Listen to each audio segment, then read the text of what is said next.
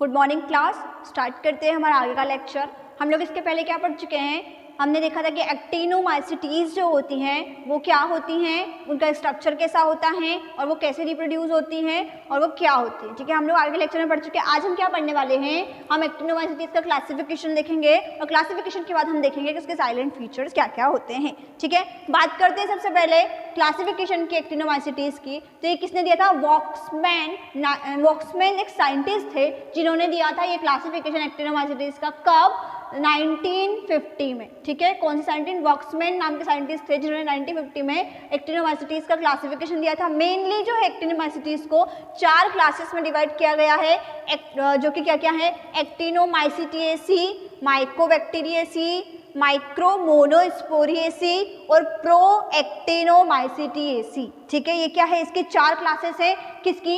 एक्टिनोमाइसीटीज़ की। ठीक है, इनको पढ़ेंगे हम, इनको देखेंगे कि क्या क्या होता है इनके अंदर। सबसे पहले बात करते हैं एक्टिनोमाइसीटिएसी की। ठीक है, सबसे पहले फैमिली कौन सी है, सबसे पहले क्लास कौन सी है एक्टिनोमाइसीटीज़ की?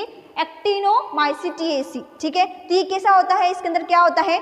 वेजिटेटिव माइसेलियम्स होते हैं इसके अंदर, मतलब अविभाज्य। वेजिटेटिव मतलब अविभाज्य, जो विभाज्य नहीं हो सके। ठीक है, वेजिटेटिव माइसेलियम होते हैं। इन्हें क्या बोलते हैं? अनब्रांच टाइप के होते हैं। ये ब्रांच टाइप के नहीं होते, अनब्रांच होते हैं, मतलब किसी भी दिशा में फैल जाएंगे। ठीक है, अनब्रांच टाइप के होते हैं और इनमें complete branch like structure absent होता है। कंप्लीट ब्रांच लाइक स्ट्रक्चर आपको एक्टिनोमाइसीटिएसी क्लास में देखने को नहीं मिलेगा। ठीक है, कैसा स्ट्रक्चर होता है इसका? तो इस प्रकार से एक्टिनोमाइसीटिएसी का स्ट्रक्चर होता है। और ये जो होते हैं इनके एंड पॉइंट पे इस प्रकार से स्ट्रक्चर होते हैं, इन्हें क्या बोलते हैं? कोनिडिया बोलते हैं। क्या बोलते हैं? कोनिडिया बोलते हैं। और ये इस प्रकार से क्या करते हैं? कोनिडिया का फॉर्मेशन करके क्या करते हैं? स्पोर्स को फॉर्मेशन करते हैं। मैंने बताया था ना आगे के लेक्चर में आपको, जिसमें रिप्रोडक्शन किसके थ्रू होता है? स्पोर्स के थ्रू होता है। और स्पोर्स कौन जनरेट करा था? आपका कोनिडिया। ठीक है, तो ये से कोनिडिया फॉर्मेशन करता है और ये कोनिडिया क्या करते हैं? फिर स्पोर्स का फॉर्मेशन करते हैं। तो ये कौन सी फैमिली में होता है? एक्टिनोमाइसीटिएसी में फैमिली में होता है। क्या होते हैं? कोनिडिया बनते हैं यहाँ पे और स्पोर्स का फॉर्मेशन होता है। और ये कैसा होता है? एक लॉन्ग स्ट्रक्चर होता है। ये इस प्रकार का कैसा होता है? लॉन्ग स्ट्रक्चर होता है, जिसे क्या बोलते हैं? Chain like structure. Long chain like structure होता है, जिसे क्या बोलते हैं? कोनिडिया हम बोलते हैं। ठीक है, एक्टिनोमाइसीटीज़ जो होते हैं या एक्टिनोमाइसीटिएसी फैमिली की एक्टिनोमाइसीटीज़ जो होते हैं, ये क्या होते हैं? मोस्ट अबंडेंट होते हैं कहाँ पे? सॉइल में। सॉइल में जो होते हैं सबसे अधिक मात्रा में पाए जाते हैं आपके एक्टिनोमाइसीटीज़। और क्या करते हैं? ये अर्थी स्मेल को प्रोड्यूस करते हैं। ठीक है, मैंने बताया था ना आप लोगों को कि जब बारिश होती है तो जो सौंधी सौंधी खुशबू आती है वो किसकी वजह से आती है? इन एक्टिनोमाइसीटीज़ की वजह से होती है। तो स्मेल को क्या बोलते हैं? अर्थी स्मेल बोलते हैं। नेक्स्ट क्लास में मूव करें तो अगली कौन सी है? माइकोबैक्टीरिएसी। अगली क्लास कौन सी है? माइकोबैक्टीरिएसी। इसमें भी क्या होते हैं?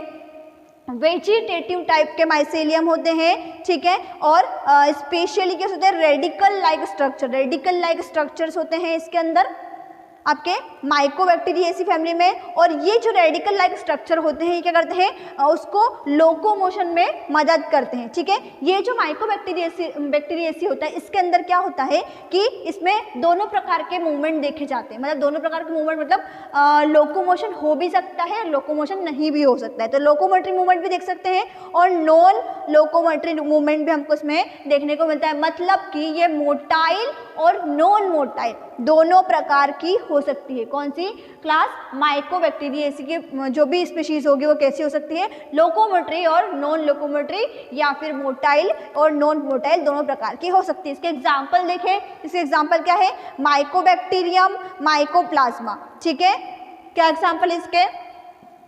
एग्जाम्पल की बात करें तो माइकोबैक्टीरियम और माइकोप्लाज्मा।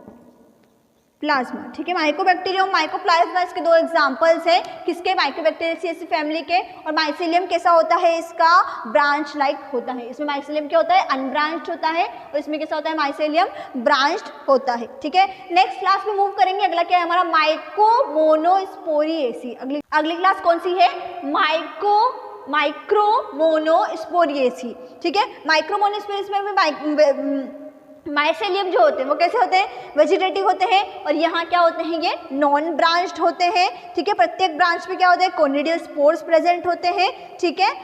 यहाँ पे इसमें होते थे एक्टिनोमाइसीटियेसिस में, और माइक्रोमोनोस्पोरेज में भी कोनिडिया प्रेजेंट होता है। कोनिडिया प्रेजेंट है तो क्या करेंगे, ये मैं आपको पहले बता चुकी हूँ। नेक्स्ट क्लास में मूव करें तो प्रो एक्टिनोमाइसीटियेसी, ये क्या होता है, इसमें माइसेलियम प्रेजेंट होते हैं, इसमें स्पोर्स का फॉर्मेशन होता है, मतलब कोनिडिया होंगे, और इसमें एरियल और नॉन एरियल दोनों टाइप के क्या होते हैं, स्पोर्स प्रेजेंट होते हैं, मतलब वायवीय और अवायवीय दोनों प्रकार के स्पोर्स यहाँ पे प्रेजेंट होते हैं, ठीक है। तो ये बात हो गई किसकी, क्लासेस की बात हो गई, कौन कौन सी क्लासेस है एक्टिनोमाइसीटिस की, ठीक है। अब बात करें कि एक्टिनोमाइसीटिस क्या होती है, कभी कभी पैथोजेनिक भी होती है, मतलब हार्मफुल भी हो सकती है। तो पैथोजेनिक में कौन कौन सी आती है, तो माइकोबैक्टीरियम ट्यूबरकुलोसिस और माइकोबैक्टीरियम लेप्री, ठीक है। ये क्या है, आपके पैथोजेनिक एक्टिनोमाइसीटिस की क्लास के अंदर आते हैं, ठीक है। इकोनॉमिक इंपॉर्टेंस देखें अगर एक्टिनोमाइसीटिस का, तो क्या है, ये एज अ एंटीबायोटिक यूज की जाती है, एज